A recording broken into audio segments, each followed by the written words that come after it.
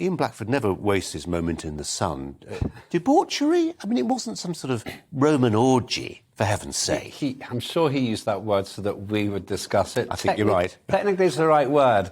But as somebody who's been on the wrong end of the media before, I don't think it's libelous, but everybody knows why Ian Blackford used it. What's really interesting, of course, is he was the official opposition today because Keir Starmer is completely hamstrung because he can't really criticise Boris Johnson for something he's done himself. And just let's remember, the only reason Boris Johnson, in my opinion, is still there is because Keir Starmer's done a pathetic job of opposition and has now been exposed as having done the same thing. We'll come on to the big politics in a second. Okay. Just on the specifics, Ian Blackford there talked about raising a glass.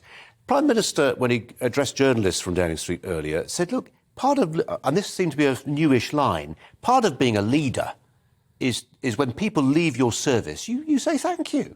Well, that's OK then. Then every party, by everybody, in every family in the country means that perhaps the father or the mother or the daughter or the sister was showing leadership. It's a preposterous defence. I was in Parliament for 13 years, and had I been an MP at the time, lots of parties going on, lots of socialisation, but I wouldn't have thought at any point that the rules didn't apply to me, that I could have 10 people in my room with bottles when expressly, certainly within 7 days either way, the Prime Minister himself was telling other people not to do it. Now, he can make these technical arguments against it.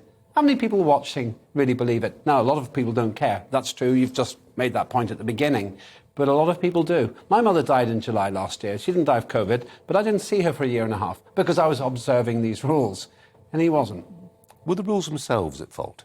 Yes, they were preposterous rules again, but he made them up. He was in charge. You can't now say, well, those rules didn't really count.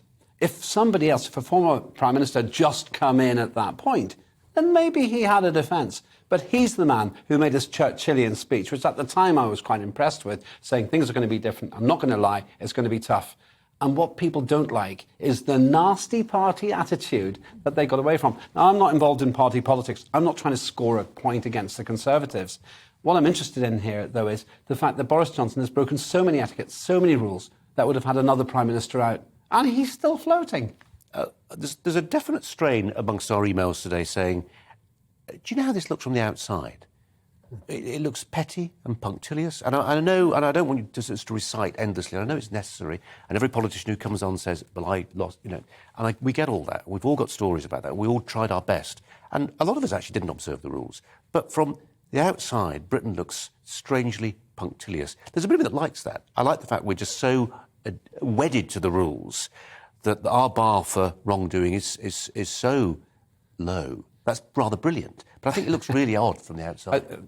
To me, two very psychologically important things are coming out of this, and you've implied that. Number one, a lot of people, the ones who don't care, the ones who are complaining about GBNews, talking about this and other media outlets, talking about it and saying, we all know what Boris is like. This is what Boris does. This is why we voted for him, because we want to go for a pint with him and he'd be a laugh in the local pub. And so that protects him. The second point here is that there is so much contradiction in the Labour Party not being able to rise above this because of the comments that have been made by Starmer and others, that the public going, oh, this is actually getting a bit boring now. Now, technically, I'm pretty sure that it's hard to believe Boris didn't spot a party when there were bottles everywhere, red wine stains and everything else. But the public are saying now, we've had enough of this. So he could get away with it. But the problem is, the big question, I was speaking to some very senior Tories 2 days ago, and they said, he can get away with this, but if he doesn't bring the party polls around in the next 6 months, then he's a goner anyway. They all only care, they're a brilliant survival machine. They only care about having the chief stag in an advantageous position. And it doesn't matter whether he gets away with it now or not. If the public turn against him, he's out. If the public turn for him, he's in.